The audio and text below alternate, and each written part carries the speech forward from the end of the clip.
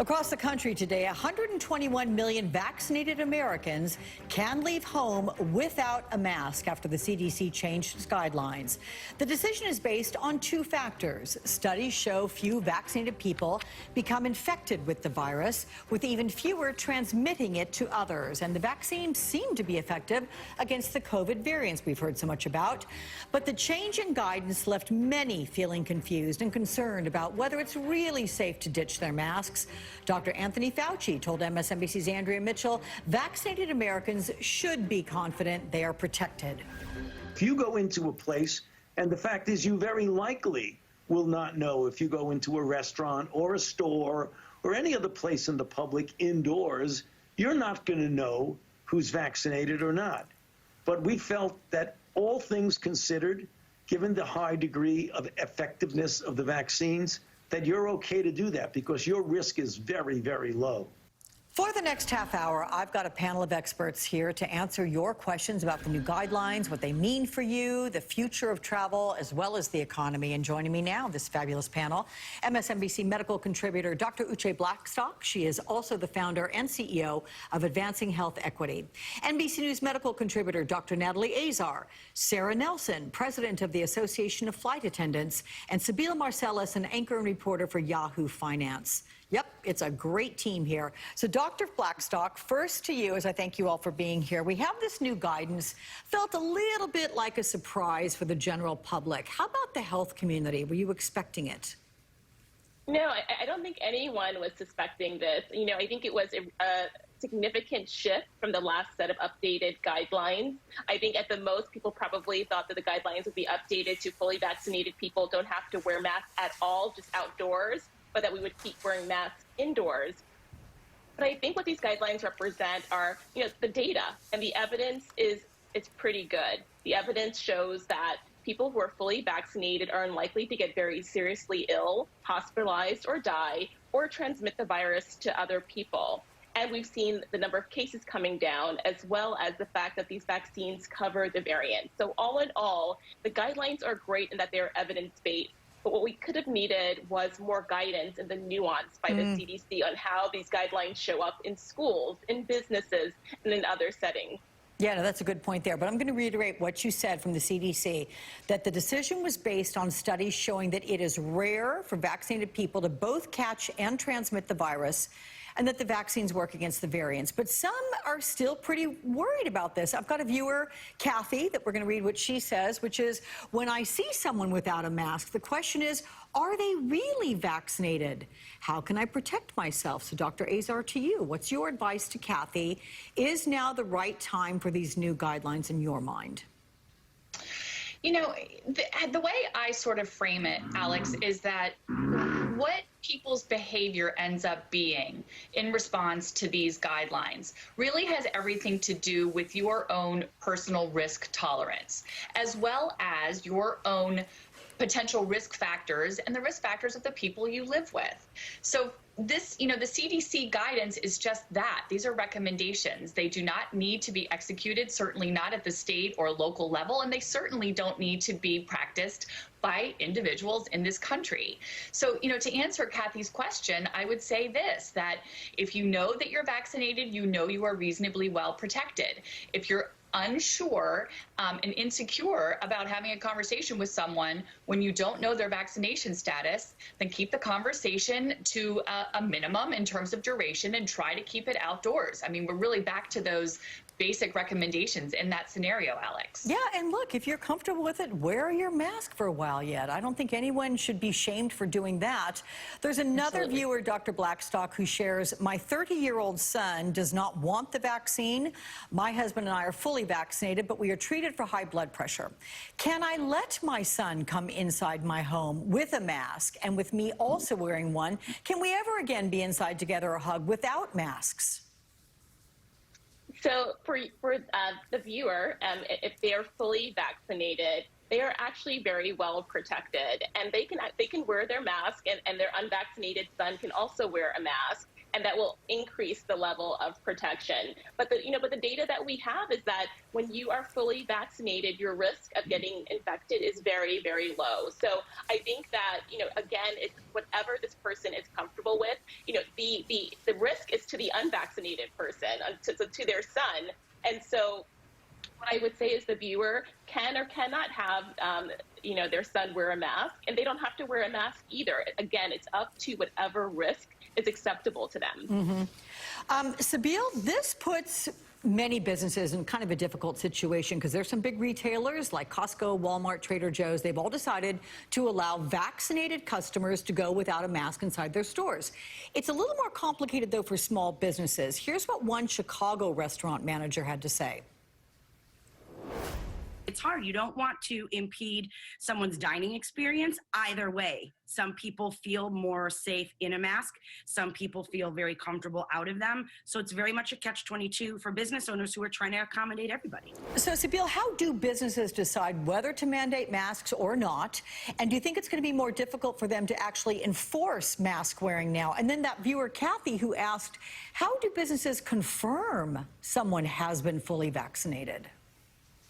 So, Alex, what we're seeing is a lot of apprehension, confusion, and mixed reactions to the new CDC guidance. And as you mentioned, you've got big retailers like Walmart who said that effective immediately, shoppers at their store who are fully vaccinated don't have to wear a mask if it's not required by local and state rules. And that's the crux right there. That's what's causing so much confusion for these businesses is, fine, the CDC guidance is this at the federal level, but what happens at the state and local level that still require masks? So that's basically what's happening. In fact, the Retail Industry Leaders Association has said that because there's all this mixed signal going on, they advise that shoppers who are fully vaccinated but don't wear a mask to still shop online and do curbside pickup. So a lot of mixed reactions there, Alex. Yeah, and you make a good point. State and local ordinances have to be lifted. And I had to remind my mother when she said yesterday she's in Los Angeles, she said, oh, we can go out without a mask. I said, no, you can't yet, Mom.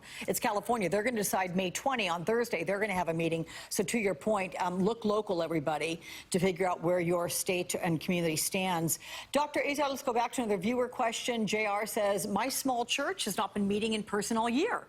Can we meet in person now, including singing aloud during the worship service? About half of us are fully vaccinated. Should we all wear masks to sing, or just the unvaccinated people? There'd be around 50 of us in a room that could hold 100 or more without distancing. What's your advice there, Dr. Azar? Well, if we're following strictly the CDC guidance, then vaccinated individuals don't need to wear a mask indoors, and they can sing out loud. But all of the followers who are unvaccinated do need to be masked. So it kind of goes back to the same idea again. You know, what is the percentage of vaccinated folks in your area? What's the level of viral transmission? What are your risk factors? What is your risk tolerance? It's going to be that same conversation over and over, Alex. What I would say is, if this individual is concerned, keep on wearing your mask. Yeah. So these new guidelines do not include mass transportation. The TSA says masks are still going to be required for all rail, bus travelers, as well as in airports and on airplanes. And that federal rule is in place until September 14th. And Sara, you've been on and we've talked about this a number of times. What does this mean for the airline and travel industry? I mean, is this business as pandemic usual for a while yet?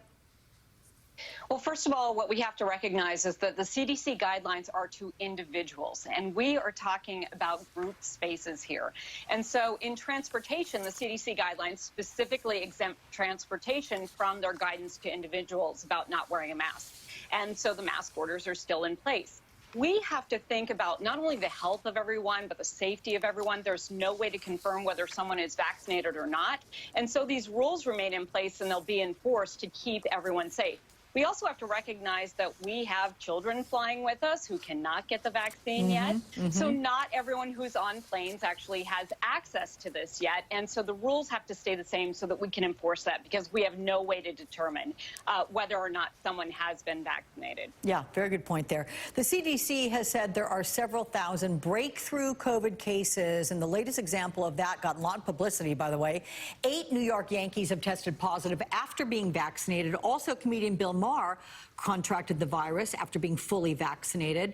So our viewer Teresa says she'll keep wearing her mask in many places because of those breakthrough cases that she's hearing about. And she asks, do we need booster shots now? So, Dr. Blackstock, this question to you, how much of a concern are public breakthrough cases like these? I mean, they sure caught my eye. What do we know about the need for booster shots? So I'm going to back up a little bit. Definitely the viewer can continue to wear her mask as she feels comfortable. Second, these breakthrough cases, they've originally been defined as a positive test in a person who's been fully vaccinated. These cases, when you look more closely at them, the majority of the people, the Yankees players, Bill Maher, they have not had symptoms. They are asymptomatic. And remember, the vaccines, they prevent moderate to severe disease, hospitalizations, and deaths. So the vaccines are doing what they need to do. They also are, it's also less likely that these asymptomatic individuals will pass on the virus to others. Okay, and so none of the Yankees had to be hospitalized. Only one actually showed symptoms. And the CDC is actually redefining what a breakthrough infection is. Now they're saying it's an infection that requires hospitalization. Okay, so those would not even technically now qualify as a breakthrough infection. Okay, well, I appreciate the clarification on all of that and all of your answers. Don't go anywhere, you ladies, because up next we are going to dig a little bit deeper when it comes to your summer travel. With no federal vaccine passport in place, what does this mean for your summer plans? We'll get some answers next. More Americans are traveling right now than at any point during the pandemic, with more than 1.7 million people passing through U.S. airports yesterday. Now, Delta Airlines says it requires its new hires to get the COVID vaccine. It is the first major U.S. airline to do that. So will this pave the way for more normalcy in our skies? Back with me to answer that question, my panel of experts, Dr. Uche Blackstock, Dr. Natalie Azar, Sara Nelson, and Sybil Marcellus. Sara, I'll pose this one to you first. How big is this decision in your mind from Delta? Do you think other airlines will and should require vaccinations for their employees? Well, look, I think Delta is setting the standard here for new employees and making it very clear from what the CDC is saying, and along with the CDC guidelines, that everyone should get vaccinated, and that's how we're going to be safe. So they're setting the standard for new employees. There may be exceptions for people who are already employed, and they've got to take that on a case-by-case basis. But they're making it very clear that they are backing up what the CDC is saying, and we need to set that tone. We say to everyone, get vaxxed, wear a mask, in transportation, and come fly with us. And with those layers of safety and security, we can stay safe. Okay. Dr. Azar, you have the mask mandate for airports and other public transit expiring on September 14th. Do you think the TSA should consider keeping that rule in place a while longer?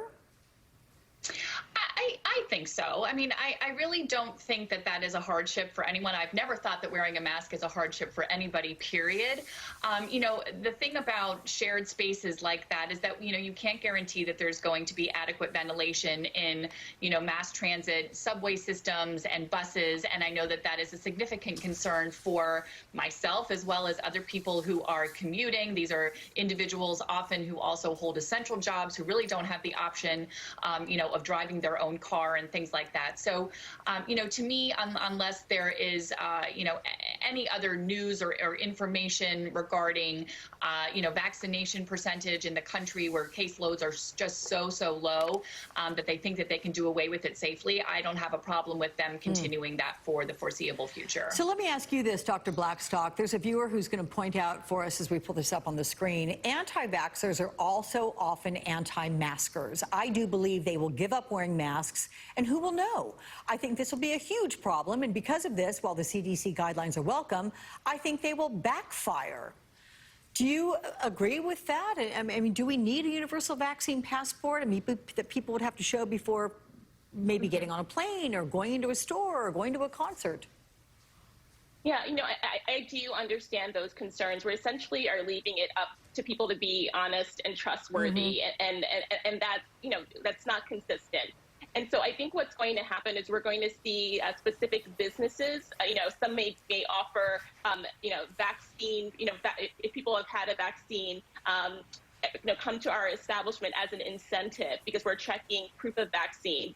I don't think every business is going to operate that way, but I do think that we are leaving it up to, an honor code. And that is a concern, especially in businesses and congregate settings, which is again why I think people who are unvaccinated, and this has not changed from the CDC guidelines, they need to still wear masks. They still need to physically distance. But again, I think these other settings are going to need more guidance from the CDC on, on what they should do and how they should proceed giving these updates. Yeah. Sara, I'm curious, if there's no federal vaccine passport, how does that impact travel? Do you think the airline industry will have to create its own? I mean, if I'm flying to France, I have to show my passport of citizenship. Might I have to have some sort of a vaccine passport? Alex, we can't control what other countries are going to do either, and it may be very likely that other countries require proof of a vaccine in order to fly there. So that's the other issue with airline employees. This may be a requirement of the job if you're going to actually be working outside the country. But for the frontline workers who are facing this right now, remember, they have been on the front line since the beginning of this pandemic. And for flight attendants and grocery workers and others, they have also had to be the mask police to keep everyone safe and to keep themselves safe. That is going to continue to be the case until we know for sure that everyone has been vaccinated, because we can't just take people on faith that they have done that when we are charged with keeping everyone in our care safe. Yeah. Sabeel, how critical is something like a vaccine passport potentially for businesses as they're trying to grapple over how to monitor mask wearing? The idea has definitely been brought up and thought about, but it isn't like corporate America is going to be embracing a vaccine passport right now. It's like we've been discussing, it's going to be about integrity, about your honor, and just being honest about whether you are fully vaccinated or not with your employer. I mean, Walmart, they're on Tuesday going to allow fully vaccinated employees to not have to wear masks. But how are they going to know whether the employee is vaccinated or not? It's just a yes or no answer to a question during daily health assessments. So that's how many companies are approaching it right now, where they're just leaving it up to employees, and now we're seeing with shoppers, to just be honest about whether or not they're fully vaccinated or not. Of course, that makes a lot of other people not comfortable, so it does create more issues, and also the issue of should someone be policing whether people are vaccinated or not for other people's health. So we'll see how this all pans out with the new CDC guidance. Listen, if this was easy, we wouldn't be having this half-hour special with the four of you. Stay right where you are, because we've got more coming. We'll have more of your questions about going maskless. And if you're still on the fence about getting the vaccine, businesses, cities, states, they're offering some interesting incentives for you to consider. We're back in a moment.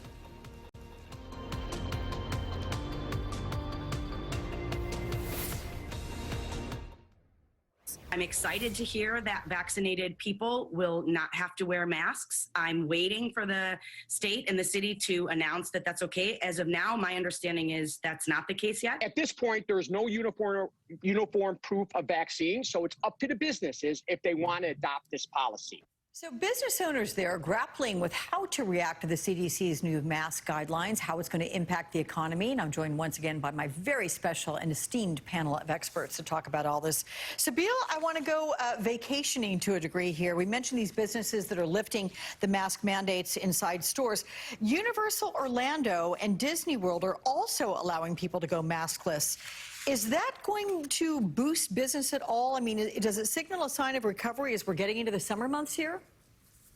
For many businesses, this is what they were waiting for, a return to normalcy when Americans can put the masks aside and not have to wear them, but also not have to deal with those social distancing guidelines. What we're seeing is that Disney has been severely impacted by the pandemic. And because of that, of course, they would like to increase capacity at their theme parks. And Disney CEO actually mentioned on a call, he was saying that, have you ever been in Florida with a mask on when it's really hot? And basically what he's getting at is that, when it comes to Disney's theme parks, it's a much more enjoyable experience as in the past when people could go around and not have to worry about necessarily a pandemic and wearing masks. So it's all about a return to normalcy. But obviously, businesses need to be cautious here. And obviously, they're trying to abide by the CDC guidelines and local and state regulations. That can conflict sometimes. So, Sara, your thoughts on the extent to which you're seeing a return to normalcy in the travel industry. Can you put that in perspective, how far it's come back? Yeah, so we're only at about 50% demand that we were before the pandemic started, and we do not have business travel back. We don't have international travel back. So that's what we're missing right now. We're missing that both in terms of the demand and also the revenue that comes with that very important travel. So we have the relief from the federal government through September, and we are hoping that that is going to keep us stable and in our jobs. It keeps executive pay capped and stock buybacks banned. But we're really hopeful that we can get through this to a place where we can all return to normal. And we're very, very aware of the fact that we have to stop the spread of communicable disease at transportation's door. So we continue to keep our guard up. We continue to have the requirement of the masks in place and all of the other layers of safety and security so that we're not aiding and abetting this virus spreading. Good for you on that. Okay, one last question from Gregory. He's actually posing it to both of our doctors. We'll go Dr. Azar first and then Dr. Blackshock, you will finish it up here. He wants to know whether either of you personally feel comfortable attending a packed movie or church service with family members in which other people do not wear masks. It's getting personal. So Dr. Azar, first to you. Oh, wow. I'm really feeling this as a personal question, Alex. How do I feel about it? Okay. So, how Dr. Blackstock was talking earlier about, breakthrough cases, right? So we know that the vaccine is not 100% effective. And we also know that there are so many variables that influence your response to a vaccine, right? Your age, your sex, medications you might be on, et cetera, et cetera. But now I'm speaking abstractly, and you want me to answer this personally. Well, how about this? My 88-year-old mom lives with me. Yeah. And if I bring the virus home to her, that could be catastrophic, right? So if I am in a crowded movie theater with people, 100 people, and I have absolutely no idea what their vaccine status is, I probably would keep my mask on. That's my honest answer. And that completely makes sense. Last word to you, Dr. Blackstock. How do you feel about that? Well, I want to thank Gregory for that question. I think it's really important to hear what physicians have to say. And I will continue to wear my mask in crowded places. I think I still am not comfortable psychologically being without a mask in crowds. And that's just how it is, or in indoor spaces. I think eventually I will get there. And I also have small children at home who are unvaccinated. So I would never want to be a risk to them. Well, listen, I want to thank all four of you so much. Dr. Uche Blackstock, Dr. Natalie Azar, Sibylle Marcellus, and Sara Nelson. You guys are all rock stars in my book. Thank you so much. And thanks to all of you for watching